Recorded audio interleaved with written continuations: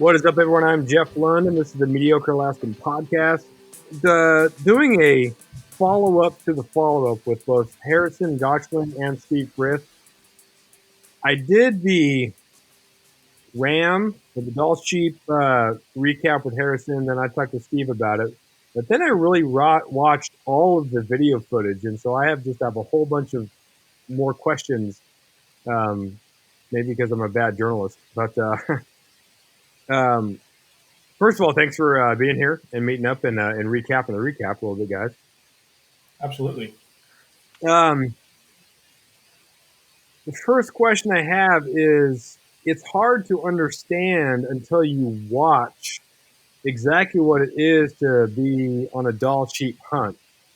So talk to me about the mileage getting back to where you were hunting. How far was that of a hike in?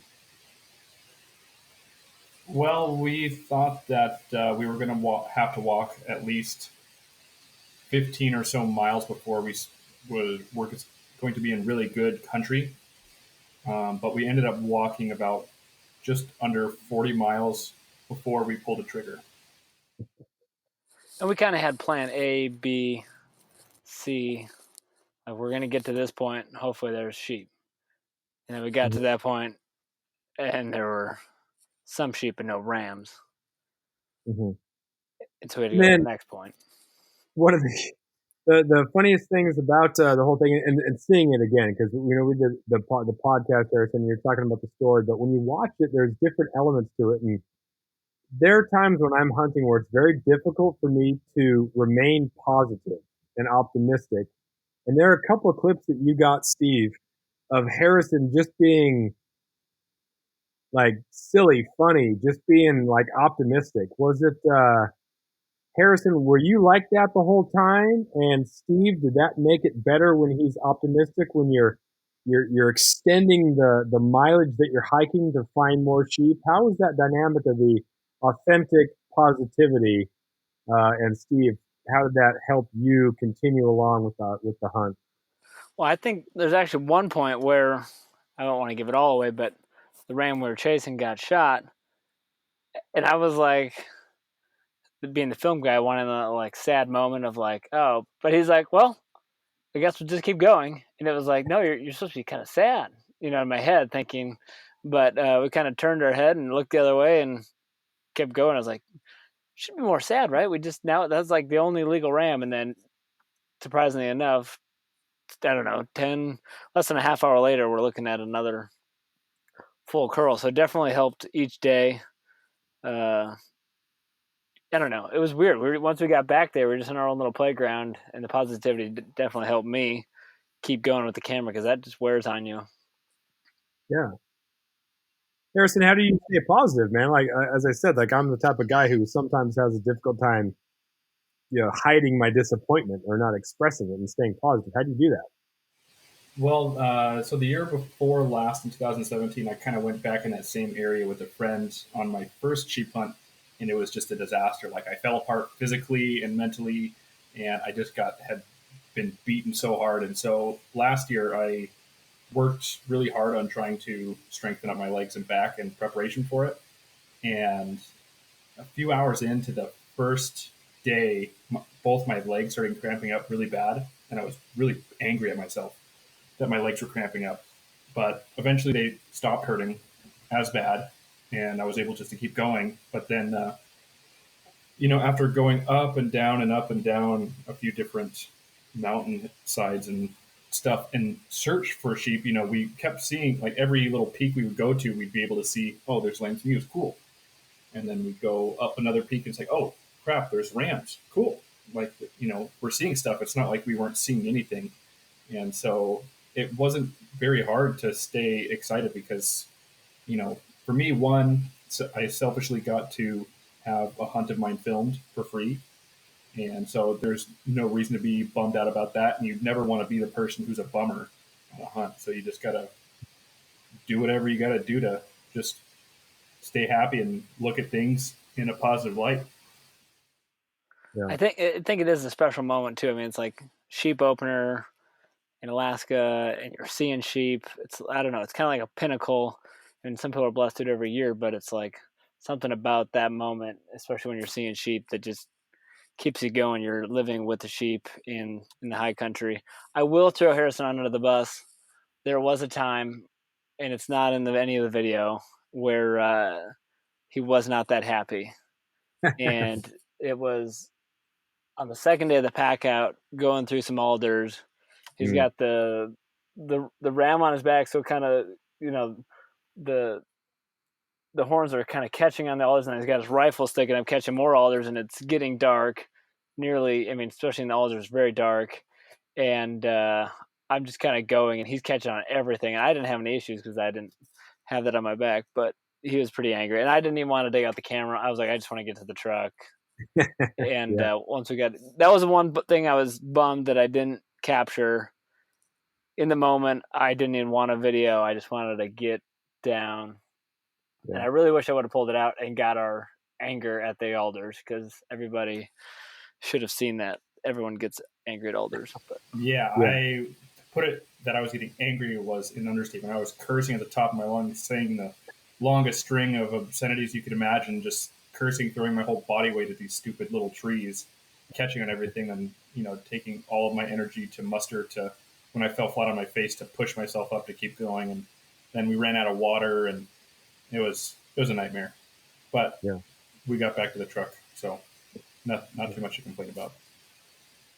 One of the things I love about well done hunting films is that you have real people. You have the excitement of the hunter, and you have the excitement of the filmer too.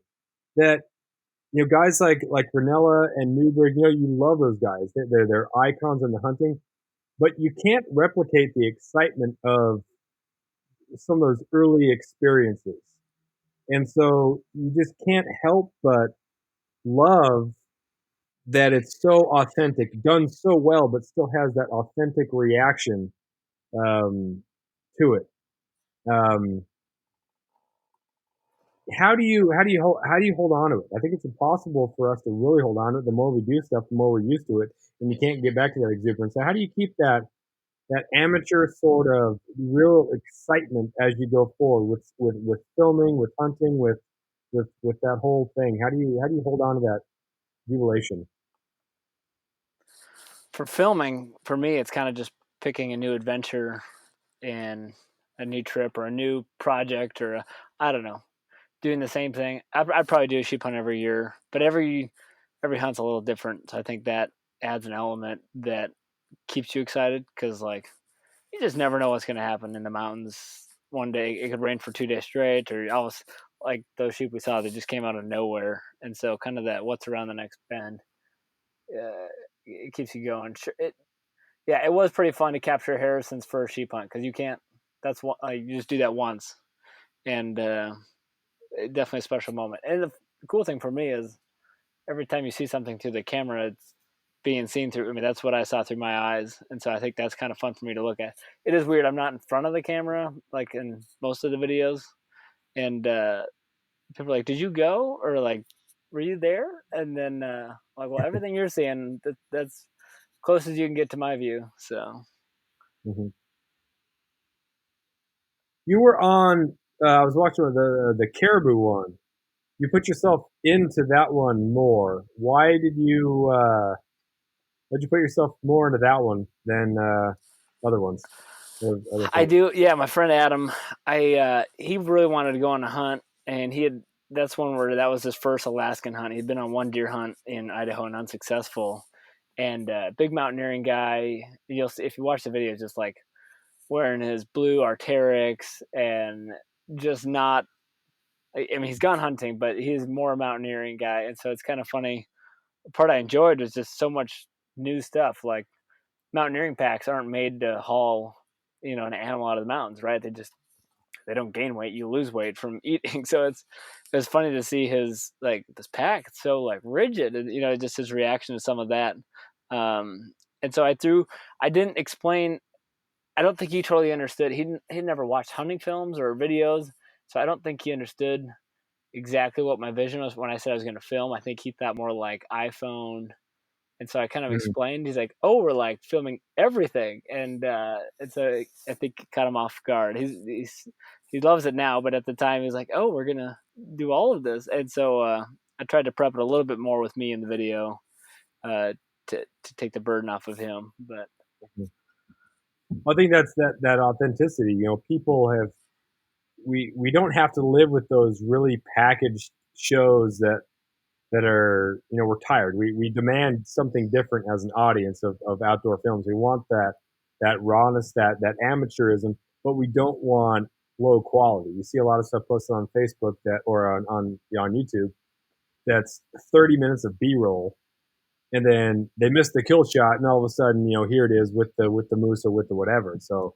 yeah, and with doing it Harrison's, well. yeah, we tried to do both. I mean, I tried to do both well. It's kind of hard to do two things, but we did the daily video, which is new for me and the channel, and then also did a film at the end, so people can see the 7 minute some second version where I love doing the music and playing with the emotions, with the different shots, and giving the quick version for somebody who wants to see a recap of how the hunt went. But then with the daily videos, I was originally thinking about adding music and all these things that you can do, but then I just left it raw. I mean, it is literally, I shouldn't say I didn't do a lot of editing. I mean, there's times where just boring shots that I cut out, but I didn't add any music. I didn't special effects. It's just as raw as you can get with the hunt in Alaska without being there. Harrison, how do you think it turned out, and how are you going to? Do you ever feel that you're going to replicate that feeling of that first ram with maybe something else on a different hunt or another ram? Yeah. Well, it's very easy for me to say that I'll be able to definitely replicate that feeling again. I mean, it's not really so much about shooting that particular animal, especially for a sheep. It's more about, walking 40 miles. That was like my first big backpack hunt. Walking that far and then finally putting an animal on the ground and then, having to figure out how I'm going to muster the strength to get it that far back.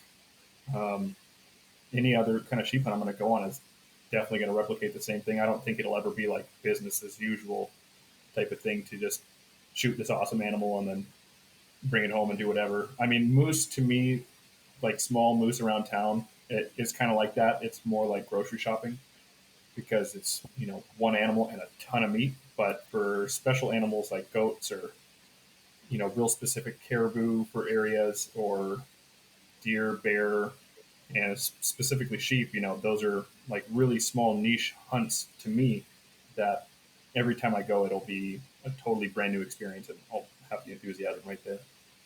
Mm-hmm. And you and I have talked about it. I mean, how many different adventures can you do, like in the state of Alaska, that you can come up with? I mean, whether you want to do a float hunt or a fly-in drop hunt or just a hike in, and then you got winter hunts. You got, if you draw muskox, you can do it. I mean, there's just so many different adventures that you can do, and most of them without even drawing a tag, that I feel like you could have that first time adventure feeling in different parts of the state. It's like its own country. Whether you're like going blacktail hunting with you, Jeff, completely different world than what we were up to. Yeah. Yeah, and we could go in, just from a small mountain range, going from the west side or the east side or north or south. And I mean, every single direction is going to present its different challenges and different access and different animals and everything. So, I mean, you could be like geographically in like 20 square miles and have endless possibilities of what you're going to do. After years of fine print contracts and getting ripped off by big wireless providers, if we've learned anything, it's that there's always a catch. So when I first heard that Mint Mobile offers premium wireless starting at just $15 a month, I thought, what's the catch? But after talking to them and using their service, it all made sense. There isn't one. Mint Mobile's secret sauce is that they're the first company to sell wireless service online only. They cut out the cost of retail stores and pass those sweet savings directly to you. For anyone who hates their phone bill, Mint Mobile offers premium wireless for just $15 a month. I was hesitant about having to get a new phone and a new phone number, but with Mint, you can use your own phone with any Mint Mobile plan and keep your same phone and your same phone number along with all of your existing contacts. Mint Mobile gives you the best rate whether you're buying for one or for a family, and at Mint, families start at 2 lines. All plans come with unlimited talk and text plus high-speed data delivered on the nation's largest 5G network. Switch to Mint Mobile and get premium wireless service starting at just $15 a month. To get your new wireless plan for just $15 a month and to get the plans shipped to your door for free, go to mintmobile.com/waypoint. That is mintmobile.com/waypoint. Cut your wireless bill to $15 a month at mintmobile.com/waypoint. That's what I'm excited about when I go up there at some point next August. I don't know what's going to be in season, but I'm looking at caribou or moose or something. I'm really, really stoked for that. So um, that is nice. But at the same time, Steve, you're down in the lower 48 now, Yeah. and you have the ability to drive to different states for a whole bunch of different things. You have a lot of opportunities too, but as soon as you cross state lines, you got whole new regulations, and then you're out of state and there's costs. So It I, is. Yeah, I'm in slight withdrawals because Alaska presents some pretty unique opportunities. Lower 40, I mean, Jeff, you traveled a bunch, and so you explore lower 40 is nice because you can drive. There's not like 3 roads in the whole country, and so you can get to a lot of unique places, a lot more people. I don't know. I every place I've lived and traveled around, I feel like there's something that you just have to find what's right with that area, what's so awesome about it, especially in the hunting world. It's obviously easy. It's funny when I grew up down in North Dakota, and Midwest guys are like, I want to go to Alaska. And then I'll talk to some Alaska guys that are like, yeah, I want to go down an elk hunt. And so it's just funny how they're attracted to what's not close. And I think sometimes you just got to find what's neat about where you live and what you're able to do. Um, it seems like every place I've lived, there's something there that's pretty unique and pretty awesome. Not always yeah. easy to see though. No, like it's you always want what you can't have, and it's not just the animal itself; it's that experience, like being in that thick wooded area when you hear an elk. I can't imagine what that's like, but I would love to experience that. And we have elk on Edelman Island, but it's small, isolated. It's not something you can draw to or drive to. You can draw it, but it's just it's a lot more complicated. But I would love to experience that. Harrison, what would be the hunt that everyone like the best hunt in your area? And then Steve, what's the best hunt that you would recommend everybody do like in your area? Like this is your favorite one, absolutely subjective, totally ridiculous to say that one's better than another. But what is the hunt in your opinion? Steve, go first because I gotta think about it, man. I gotta. So you're saying what's the best hunt in the area I live now? What Yeah, is like the oh I think the most fun. I'm gonna go with most fun. I don't know. Everything's got its scenarios. So a hunt that I do every year is like an eastern Montana, western North Dakota mule deer hunt, and you could go down the line, western South Dakota, western Nebraska. It's all kind of relatively the same, but it's kind of a deer camp where we late November. It's the rut. You get a little fresh snow mixed in there.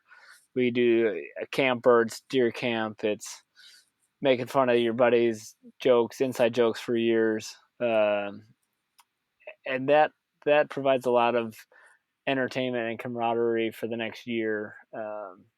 I think that's a lot of fun to get into a deer camp type setting, and you're not too worried about shooting the biggest buck. You want to shoot a buck, and you just want to, I don't know, be outside with friends, but not take life too serious. mm-hmm. I think that's one thing about the Midwest that's a lot of fun. I do miss a high country or a big mountain adventure, but moving back, I definitely like the deer camp experience. Yeah. There's something to be said for comfort, like just because you get a lot more I know you feel better about an experience that's more miserable that you made it through because you packed out and because you did a ton of mileage and because the weather was bad or whatever. But sometimes it's nice to be comfortable, warm, and dry. Like there's something to be said for that, for sure. So if you can, camp next to a truck, or you can camp in a camper, or you're in a cabin or something like that, that's pretty cool too. Like, you don't have to. It's not a requirement to have fun to be miserable. So like I kind of dig that. Um, yeah, let's be comfortable. Let's have a good time with it Well, for and sure. I like to experience a little bit of both if I can, right? I want to see all the perspectives. That was part of like even the filming last year. It was fun to see the different hunts and float a little bit and hiking and just well-rounded experience. And I think one thing that kills me that is one person thinks one thing's better than the other. It's like, oh, I wouldn't shoot that small one, or everyone's got their different style of hunting. I mean, whether you live in the east and you're sitting in a tree stand, or west, you're doing elk hunting up in Alaska, you're riding in on a boat. Everyone has like a different style and a different opinion, and I don't know. Everyone just comes from so many different angles that I think I see the benefits of all sides. Just if I shot something that I hiked 300 yards off the road and shot it, and I got to put it on a cart and drag it back instead of with Harrison hiking out 20 miles. They're both fun, and neither of them is better or I don't know cooler than the other. They just have their different perspectives. So I like to see all Yeah, the perspectives. I like the idea of earning that big one. If I were to go down there and shoot just a massive mule deer, like the mule deer of a lifetime, or like something close to that, like I haven't mule deer hunted before. So to go down there and shoot like a huge one that someone's been hunting for 20 years that doesn't get one, like I think I need to start at that lower level. I drew an antelope tag in Wyoming that is doe, and so I'm going to be going for a doe antelope, which is a good starting spot. It saves you a lot of money that you don't have to go for the buck. But same thing with like an elk. Like I don't need a huge elk. I don't want my first elk to be huge because then you kind of ruin it. You kind of earn that a little bit. So Harrison, what's your number one hunt in the area? What would you recommend? Well, I just want to say real quick before I forget, like when I was, I think 11 or 12, I went out with my dad and some family north of Toke, caribou hunting, and I shot a giant caribou, and it was my very first caribou, and I don't think I'll ever get one as big as that again. If I do, that'll be amazing, but for me, like if it's like monster animals, like I can check caribou off the list, but I still want to hunt them. Mm-hmm. I'm not so much about. I really want the biggest of this, and then I'm done. But for my area here in interior Alaska, I really like moose hunting with my friends. And it's where I live is in any bull area, so you can shoot any bull moose there is.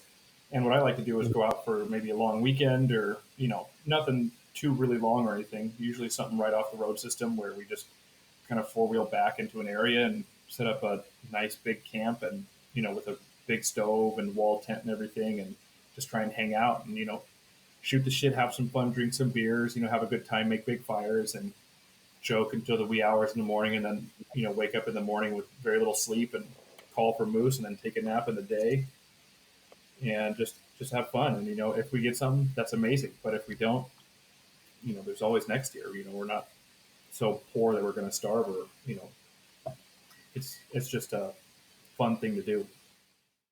Yeah, that any bull is is key. Like I would love that. The bow moose hunt that I was going to go on before things kind of unraveled a little bit because of my buddy's schedule. It was a spike fork, or you had to shoot something that was 3 brow tines or bigger. So you're talking about like a nice small starter moose or like a really big moose. And I don't feel that I've really deserved anything, really big. And so to see one with the perfect one for me, like a nice, it's got 2 brow tines.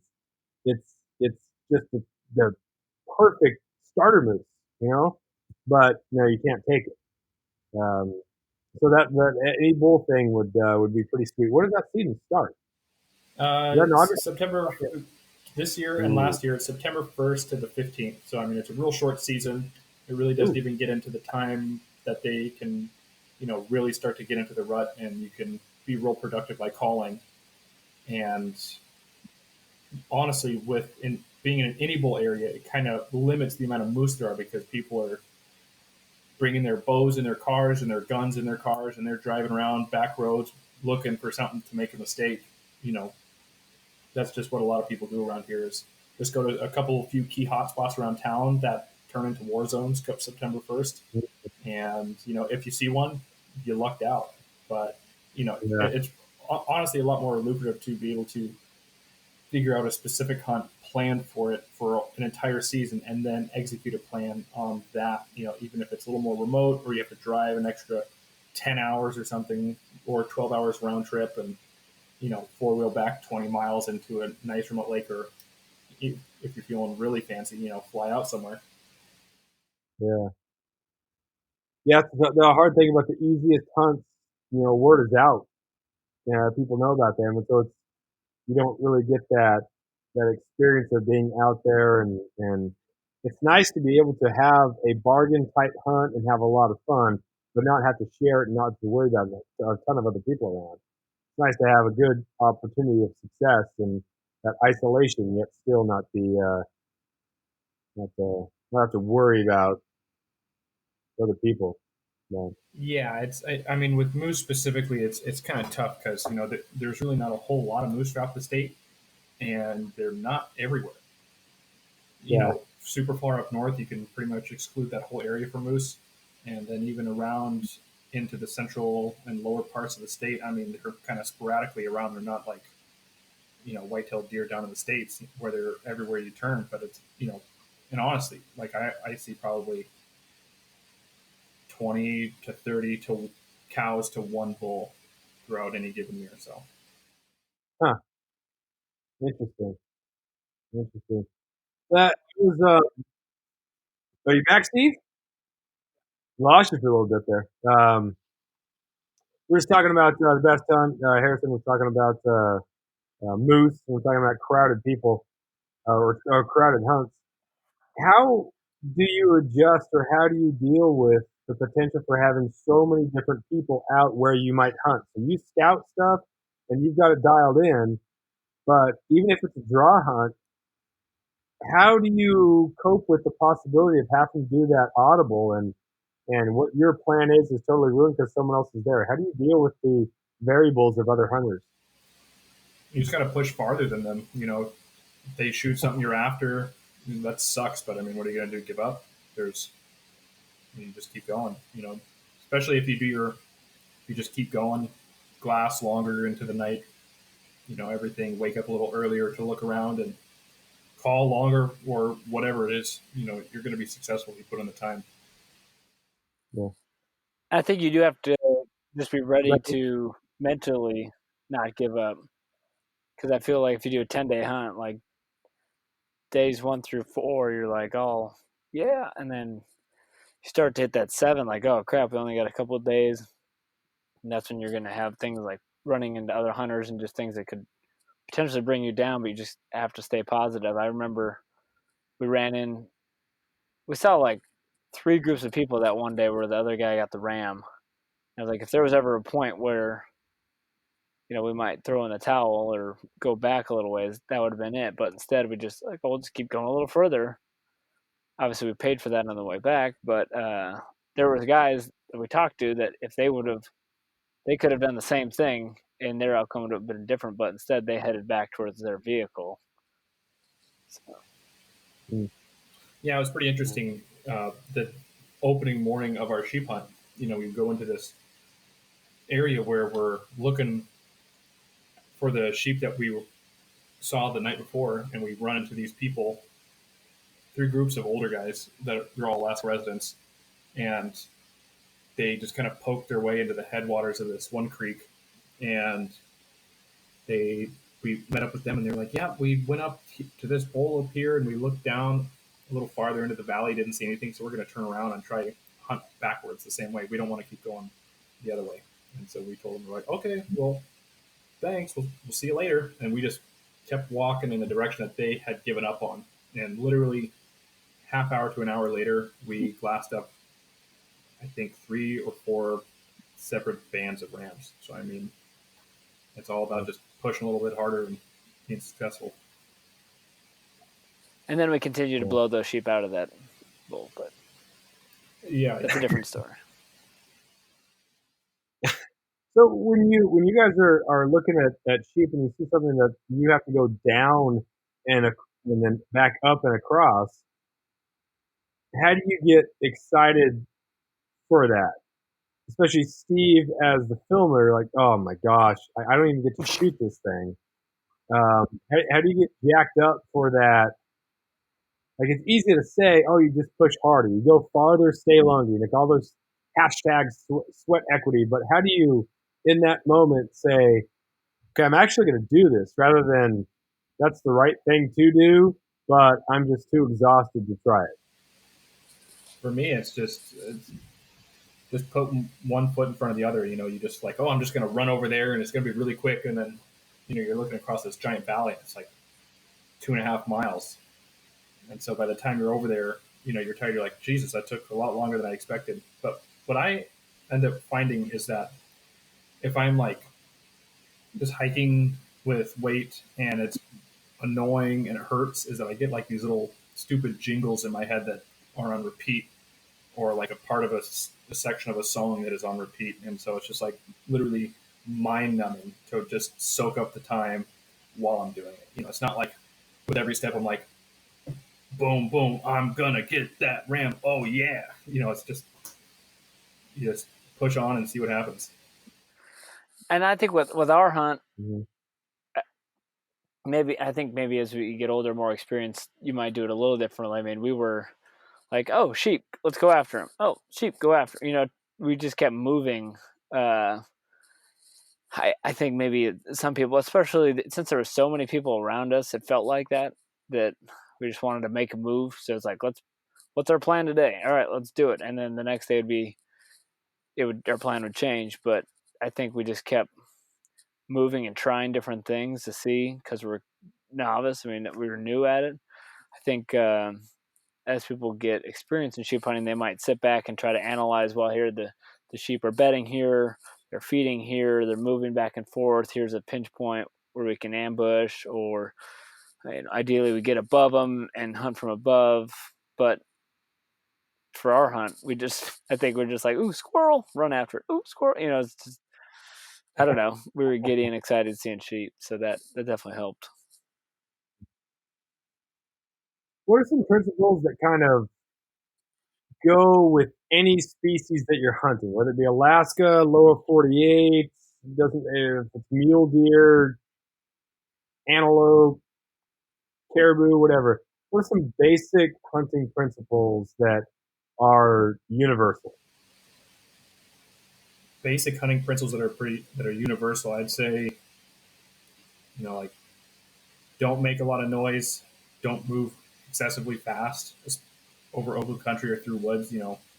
Um, for me, I've never really been much of a person who's paid attention to like how I smell in terms of like using scent blockers and all that kind of stuff for any kind of animal. So I don't know anything about that, but I'm sure there's something to be said for certain types of animals. But just do your research and stay quiet and look around and like try and be as perceptive as possible. Try and think like an animal. Be the animal.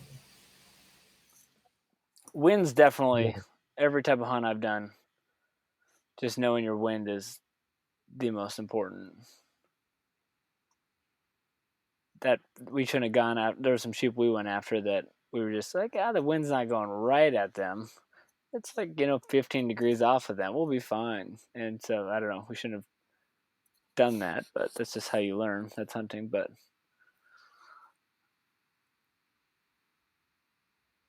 What's the mistake that you guys make most often? When you get excited, if you're in the rational state, you can objectively judge everything. It's like the guy who's watching college or all of football, our right? It's like, videos, they're like, oh, I can't believe you guys would do that. I'm like, oh. Exactly. So when you add the emotion of it, your brain like recoils back to idiot. Um, what are some of the mistakes that you continue to make? I was when Steve was up here, or Steve was down here hunting. Uh, we were at 198 yards from a buck, and it was quartering away, but it had no idea that we were here. And he was going to take the shot. And I said, "You can get closer if you want."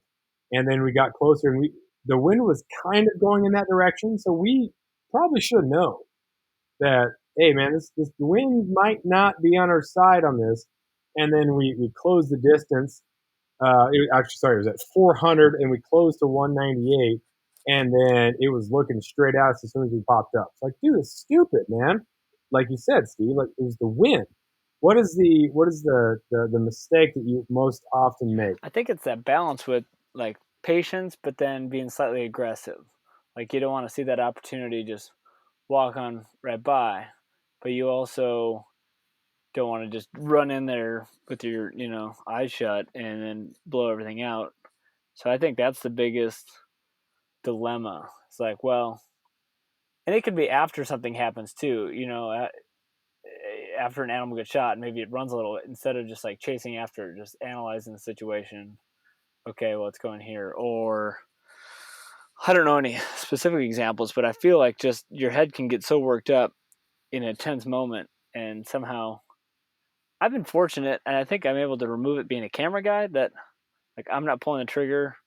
I don't get as like jumpy. I sometimes feel like I'm viewing it through a lens, and so it takes away a little bit of that jumpiness.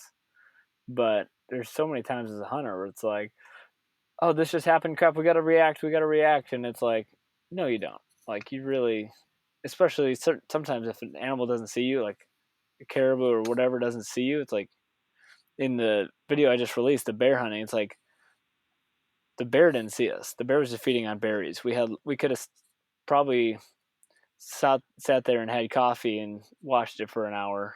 Maybe not coffee, probably smelled that, but you could have sat there for a long time judging the situation, getting a shot lined up, and I realize that's not every time, but just taking a deep breath and realizing you probably have more time, or just taking time to make a decision.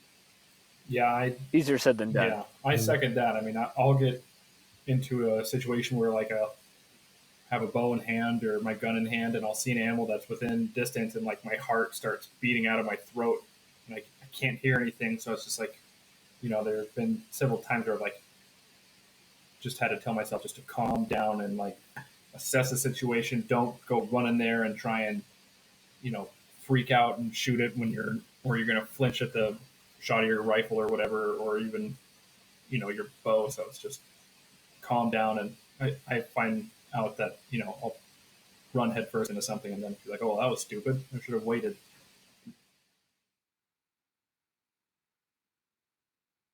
About the time that you felt that you had it figured out, where you did everything correctly, what did that feel like when you were like on top of the world? Like you got it figured out. Like there should be, I should do an instructional on how to hunt. Like how does it feel when you finally master it and do everything right? The only time that I've ever had that happen was I shot a moose a few years ago, and like me and a few of my buddies were out hunting, and we were in this really big kind of openy wooded area, and we were kind of staggered like 200 yards apart from each other, and the person in the middle was calling, and he was calling in this moose, and this bull got hung up on this cow with a calf, and the cow was really mad and was like getting on her hind legs and trying to stomp at him because he was thinking that she was calling to him. And so after like 2 hours of those two going back and forth and my friend calling every 10 to 15 minutes, the bull started to like give up. And then all I did was I was probably like 100 yards from all this happening, but I couldn't really get a shot. And so I bull grunted a couple times and grabbed just a branch and started rubbing it up against a tree. And he pops out at like 75 yards, broadside, staring right at me, thinking that I would challenge him. And then he doesn't know what I am. And so I'm like, my heart's pounding out of my throat. I'm trying to like freehand the shot, even though it's 75 yards, I'm swaying too much. So I sit down and put my elbows on my knees, rest the rifle, and shoot. And he doesn't even run 20 yards before he's down. And that was like the most pumped up for an animal that I've ever been in my life. It was like, oh yes, I beat him at his own game, like I tricked him and all this stuff, and it felt amazing.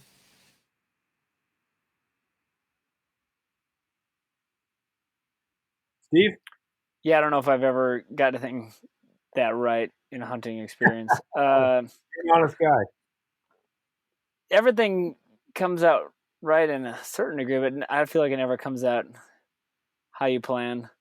One situation that's fresh in my mind because I'm releasing it now is the second sheep hunt I went on with my friend Jason, and I don't want to give everything away, but basically we saw the sheep get shot and the hunters didn't. It's kind of a crazy story. It's not ideal, but anyways, this ram got shot, ran over the mountain. We could see through our spotting scope from a couple miles away that there was blood on the snow at like 7,000 feet, and we're at 4,000. And so I can't believe how it worked out now, but I'll give a spoiler because it's going to be released Sunday and everyone should watch how it all worked out. But we basically said, there's a ram over there. These people aren't going after it. That's not right. And they said, we're going to go up there and get this ram. And we said that like, that's what we're going to do. But it's like, that thing could be halfway across, this range, or who knows where that thing is. And so we get over the top, and sure enough, there it was. And we got the ram killed and processed up and made it right of a bad situation from somebody else. But that was one where I was like, we kept saying like, this is what we're going to do. But inside I was like, no, that's not going to happen. It's not going to be there. Like, we're going to hike up 3,000 feet for no reason. But it was amazing how it all went down. The first time I did things right, I felt was at the top of this mountain, and I was looking down, and I saw I did really cheap binos that I could tell that there was something going on above the deer's head. I didn't know what it was, but I decided I'm just going to make a move on it. And so I did this great stalk down this old chute that's like the snow runoff up in the alpine. And so I went down that as quietly as possible, and I closed all the difference or the distance, and I popped up, and it was gone. I thought it was just a doe, and I thought, man, I made all this stock. I took an hour to get close to this stinking thing, and now it's gone. And so I totally revealed myself and sat down.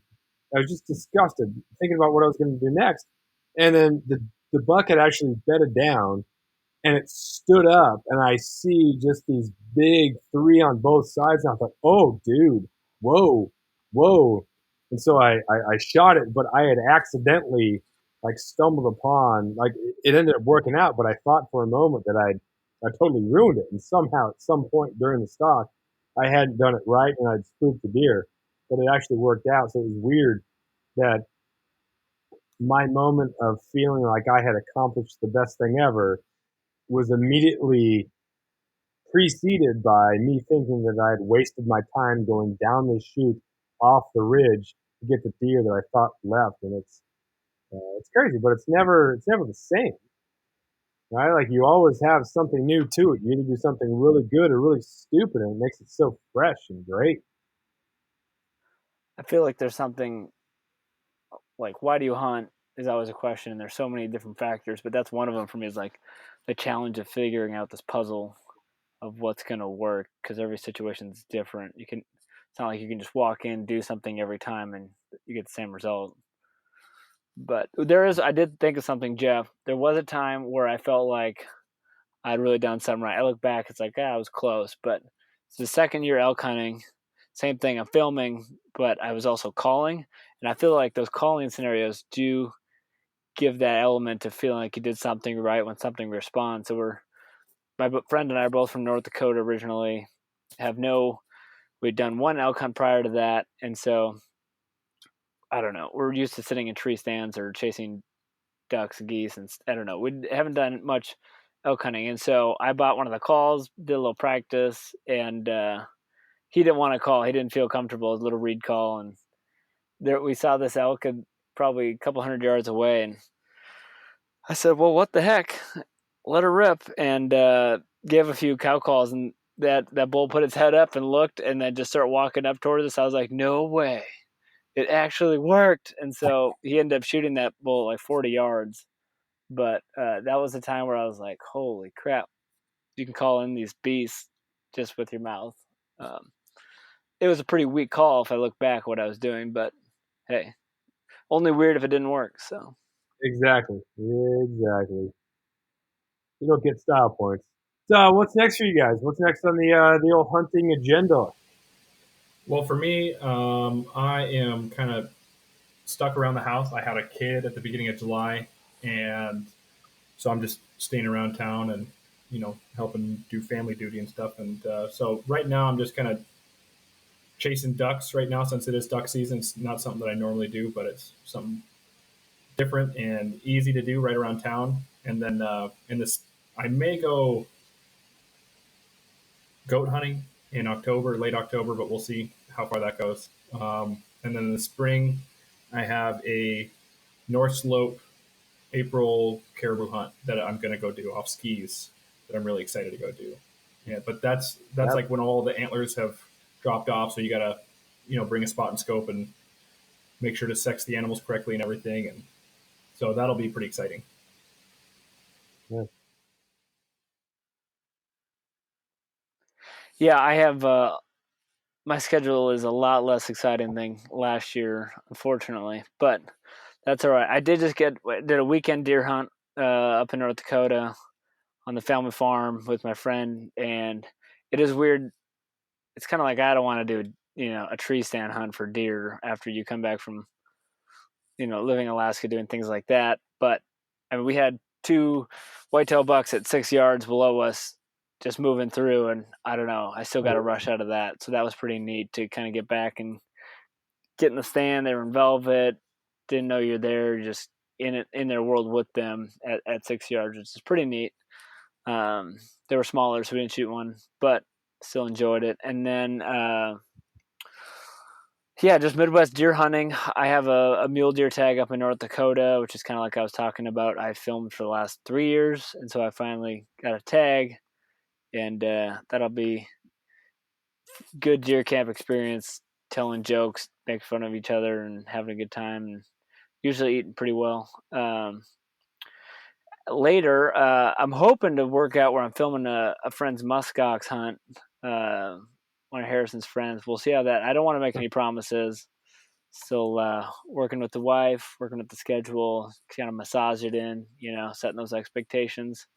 It's really a long ball game. I mean, it's really September, but I'm just easing that March schedule into there, trying to make it work. So we'll see if I play my cards right. And then yeah, that's about it. Pretty uneventful year, but we just moved. Have an 8-month-old. I'm in the same boat as Harrison, just balancing. Last fall I was pre-baby, and so I had freedom to run wild. And now I'm first child, and just trying to balance it all, which I think is super important. I was talking to Harrison earlier about balance with hunting, and I feel like there's a drive for hunting that's addicting, and it also takes, you do these trips and they take, say the average person has like 3 weeks off, maybe 4 weeks, but you want to do 2 hunting trips a year and you took half of your vacation. Let's say you get 3 weeks off. So you're taking 2 out of your 3 weeks for 2 trips. It looks pretty selfish with your spouse that you want to take a majority of your time, free time, and go hunting, not with them maybe. If they're not in hunting or whatever. But it's just an interesting dilemma as a hunter to balance what's a passion and a hobby, and then you have life, whether it's work or family, and if like the family has ebbs and flows of demand as a parent, and so just trying to balance that all without having one outweigh the other, trying to stay in good physical, mental shape.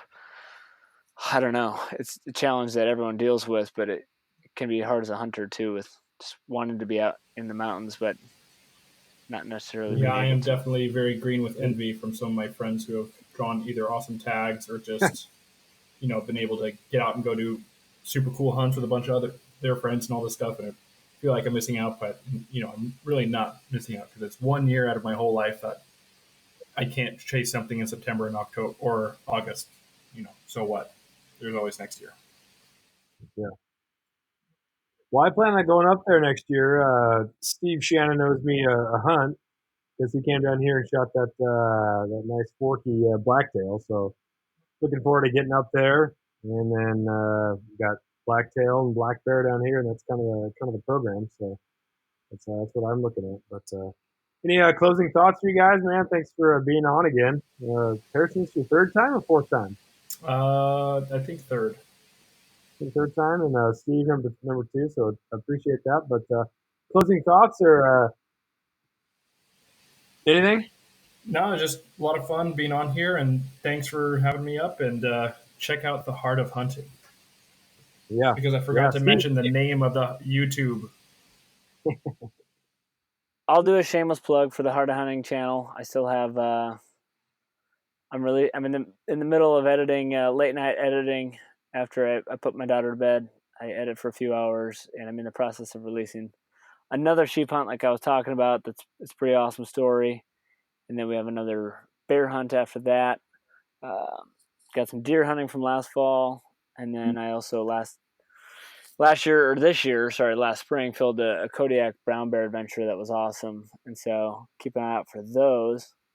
Besides that, no, I don't have any closing thoughts. I think something that's stuck with me lately as far as hunting is, and I just see the forums, and now you get all the, I don't know, everyone's out hunting and posting their photos from their success in the fall, and I think hunters just have to support hunters still. I see like so much on social media, and I don't obviously take any of it to heart, but you just see it's like our little group of hunting is pretty small. I know in Alaska most people hunt, but as a percentage of the population it can be pretty small, and you have to be supportive and encouraging, or else we'll just internally bring ourselves down. Yeah.